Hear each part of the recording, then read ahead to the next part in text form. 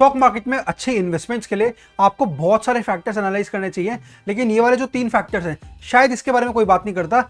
ESG, environmental, social and governance factors, जो कि बहुत अच्छा रोल प्ले करते हैं स्टॉक मार्केट में आपकी सक्सेस के लिए। अगर हम बेसिक बात करें तो अल्टीमेटली ये वो फैक्टर्स हैं जो एक कंपनी को बिल्ड करते हैं स्क्रैच से, जो एक कंपनी को बताते हैं कि ये कंपनी किस तरीके से मार्केट में ऑपरेट कर रही है, हर तरीके से, हर पर्सपेक्टिव से।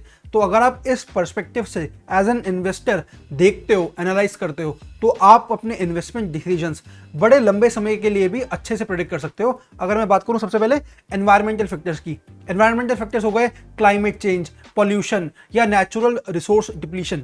तो ये सारे एनवायरमेंटल फैक्टर्स एक कंपनी के स्टॉक प्राइसेस में बहुत अच्छा इंपैक्ट लेकर आ सकते हैं। अब बहुत सारी ऐसी कंपनीज हैं जो नेचुरल रिसोर्सेज पे बहुत ज़्यादा डिपेंडेंट है, तो उनके लिए ये चेंजेस बहुत ज़्यादा वल्नरेबल हो सकते हैं, और इसी के चक्कर में उनके स्टॉक प्राइसेस में भी फर्क आ सकता है। अगर मैं बात करूं कोई कंपनी जो पेट्रोलियम पे बहुत ज़्यादा हेविली क्या कहते हैं डिपेंडेंट है, तो ultimately petrol is a depleting resource. तो जिस दिन या धीरे धीरे पेट्रोल अगर मार्केट से कम होगा, एनवायरनमेंट से कम होगा, तो उस कंपनी पे काफ़ी अच्छा इफेक्ट आएगा अगर वो वक्त के साथ अडेप्ट नहीं करेंगे।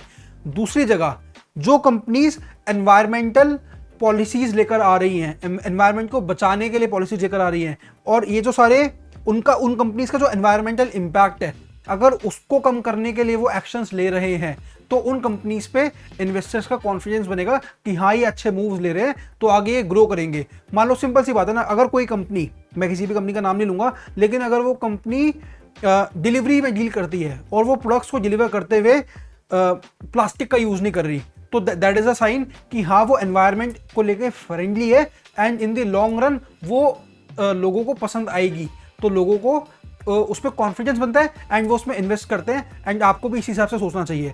तो आपको यही देखना है कि कौन सी ऐसी कंपनी है जो भी एनवायरनमेंट को रिस्क हो सकते हैं उसको कम से कम करने की कोशिश कर रही है। वो कंपनीज एज अ लीडर देखी जाती है मार्केट में।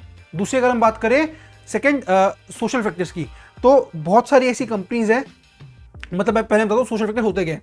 लेबर प्रैक्टिसेस, कि उनकी लेबर प्रैक्टिसेस क्या है, ह्यूमन राइट्स को कितनी तवज्जो दे रहे हैं, और उनकी कम्युनिटी रिलेशंस कैसी हैं। तो जो कंपनीज कंट्रोवर्शियल चाइल्ड लेबर में इन्वॉल्व है, कि उन पे केसेस हैं कि वो चाइल्ड लेबर करवाते हैं या एनवायरनमेंट को डैमेज करते हैं, तो वो उन पे ओवरऑल इन्वेस्टर्स का कॉन्फिडेंस कम होता है। अब सिंपल है ना, इन्वेस्टर्स का कॉन्फिडेंस कम होगा तो लोग उसमें इन्वेस्ट भी नहीं करेंगे। आपको ये देखना है एज एन इन्वेस्टर कि कौन सी ऐसी कंपनी है जो अपनी कॉर्पोरेट सोशल रिस्पॉन्सिबिलिटीज अच्छे से निभा रही है और बिजनेस प्रैक्टिसेस बिल्कुल उसकी एथिकल हैं। अगर उसकी प्रैक्टिसेस एथिकल हैं, अगर वो अच्छे से सोशल फैक्टर्स को फॉलो कर रही है, तो उसमें यू शुड इन्वेस्ट, क्योंकि अल्टीमेटली सारी बात है एक्सेप्टेंस की। अगर मार्केट में वो कंपनी एक्सेप्ट होगी तो ऑब्वियसली वो ग्रो होगी। अब वो जितना मर्जी अच्छा प्रोडक्ट बना ले, अगर उसे मार्केट एक्सेप्ट नहीं करेगी इन फैक्टर्स के बेसिस पे, और उसको मान लो ब्लैकलिस्ट कर देगी, तो उसके लिए ग्रोथ काफ़ी मुश्किल है। तो आपको हमेशा उन कंपनीज में इन्वेस्ट करना है जो इन फैक्टर्स को नज़र में डाल रही है और इन फैक्टर्स पे काम कर रही है। तीसरा है गवर्नेंस फैक्टर्स। गवर्नेंस फैक्टर्स मतलब जो उस कंपनी की गवर्नेंस है, जो गवर्निंग बॉडीज है उस कंपनी की, जैसे उसका जो मेन बोर्ड ऑफ डायरेक्टर्स है उसमें कितनी डाइवर्सिटी है। डाइवर्सिटी मतलब कि कितने अलग अलग कल्चर के वो लोगों को लेकर आ रहे हैं। ये तो नहीं है कि वो सिर्फ अपने घर के लोगों को बिठा रहे हैं, तो इससे भी सोसाइटी पे काफ़ी अच्छा इंपैक्ट पड़ता है। दूसरी तरफ एग्जीक्यूटिव कंपनसेशन, कि जो उसके टॉप लेवल एग्जीक्यूटिव्स है या फिर इनफैक्ट उसके लो लेवल एग्जीक्यूटिव्स भी, उनको वो फेयर तरीके से पे कर रही है या नहीं कर रही, एंड जो उसके शेयर होल्डर है, शेयर होल्डर को अच्छे से राइट्स दे रही है, दे रही, उनकी सुन रही है या नहीं सुन रही, मार्केट की सुन रही है नहीं सुन रही। तो गवर्नेंस को बहुत अच्छे से आप स्टडी करो कि जो उसकी टॉप मैनेजमेंट है वो किस तरीके से है। अगर किसी कंपनी की टॉप मैनेजमेंट बड़ी अच्छी है तो ऑब्वियसली वो लॉन्ग टर्म में ग्रो करेगी, एंड ओवरऑल अगर वो ये सारी चीज़ें फेयर प्रैक्टिसेस कर रहे हैं, एम्प्लॉयज़ को खुश रख रहे हैं, तो उसका एक सोसाइटी में अच्छा इंपैक्ट पड़ेगा, अच्छी इमेज बनेगी, एंड ओवरऑल एक अच्छा ब्रांड बनेगा। सिर्फ अच्छे प्रोडक्ट होने से, सिर्फ अच्छी सेल्स आने से एक अच्छा ब्रांड नहीं बनता। एक अच्छा ब्रांड बनता है ओवरऑल उसकी रेप्यूटेशन से।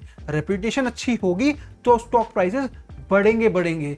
And even in some bad day, कोई बैड न्यूज आती भी है, अगर उसकी ओवरऑल रेप्यूटेशन बड़ी अच्छी है तो उस दिन स्टॉक प्राइसेस में भी इतना ज़्यादा इम्पैक्ट नहीं आएगा।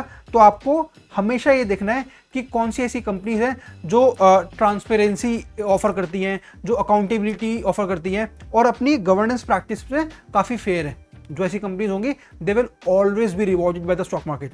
नाउ इन कंक्लूजन मैं ये कहूँगा कि ये सारे factors, environmental factors, social factors and governance factors, ये ऐसे फैक्टर्स हैं जिन पे ज़्यादा लोग ध्यान नहीं देते हैं, लेकिन अगर आप इन पे अच्छे से ध्यान दोगे तो आप एक अच्छा इंपैक्ट एनालिसिस कर सकते हो कि ये कंपनी लॉन्ग टर्म में बढ़ेगी या नहीं बढ़ेगी। अगर आपने अच्छे से, मैं वैसे बता रहा हूँ, थोड़ा सा ज़्यादा एम्फसाइज कर रहा हूँ, ये फैक्टर्स इतने ओवरलुक्ड है ना कि इस पे इतना लोग ध्यान नहीं देते, लेकिन अगर आपने इन पे अच्छे से एनालाइज कर लिया, आपको पता लग जाएगा कि यार अगर कोई कंपनी के, किसी कंपनी के लोग अच्छे हैं तो कंपनी बढ़ेगी, कोई कंपनी सोसाइटी के लिए अच्छा कर रही है तो कंपनी अच्छी बढ़ेगी, कोई कंपनी एनवायरनमेंट का ध्यान रख रही है तो कंपनी बढ़ेगी। बेसिक है, सिंपल है, एंड ये सिंपल एनालिसिस में ही इसकी ब्यूटी छुपी है। अगर आपने अच्छे से कर लिया, प्रॉफिट आप अच्छा खासा कमा सकते हैं।